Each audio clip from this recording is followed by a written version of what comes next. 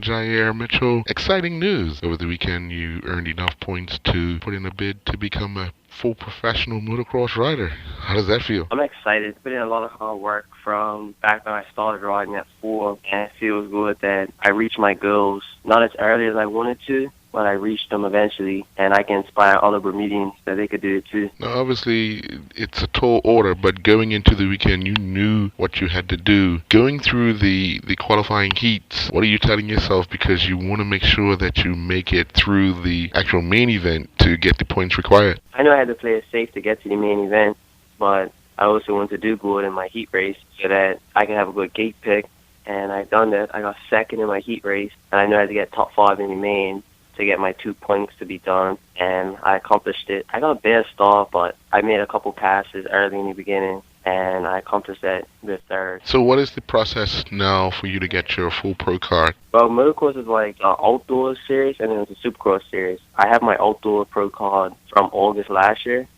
and I was just working on my supercross in this month, and now I'm done. So all I have to do is send in paperwork saying that I've done what's necessary to do it, and they'll send me my pro card. Now, how challenging is it? I mean, you say you accomplish your outdoor, now you're getting your supercross, but how much of a challenge is it for you coming from a small place like Bermuda, but you set your sights on becoming a professional motocross rider? How much focus does it take, and how much commitment does it take to reach this goal? And you're still young. It takes 100% commitment, I think. You have to put everything into it. I mean, like I had to move away, leave my family, and just concentrate on riding, because we only have one track in Bermuda, and you only get to ride it every so often, and the Americans can ride any track they want, whenever they want. So it's hard for us, but I mean, Bermudians are naturally talented at a lot of stuff, so I think it came a little bit easier to me, but I had to put in hard work too. Now, the fact that you, like you said, had to move away from home, a big commitment from not only you, but your family as well, mom and dad. It was a tough decision to say, it's not I didn't want to go to college, but this is what I want to do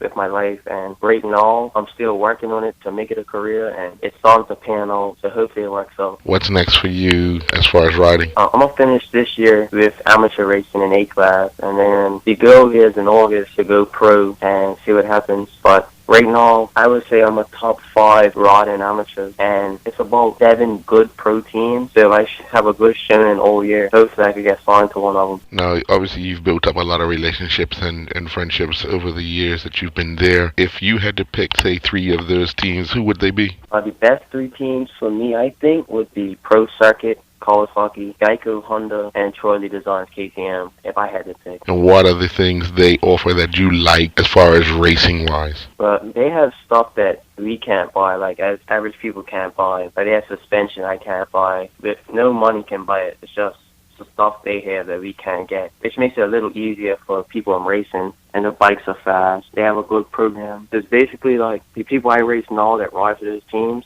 all they have to worry about is training.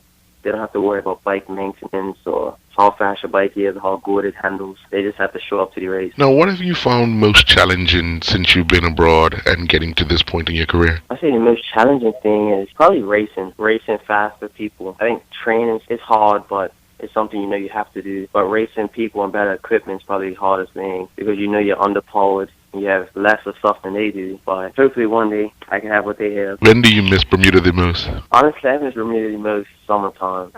Summertime for me is the hardest part of the year, because that's the most important part of the year. That's when the biggest race happens, and it's the exact same week as Cup Match and everything else. So I know all my friends back home are hanging out with each other while I'm racing.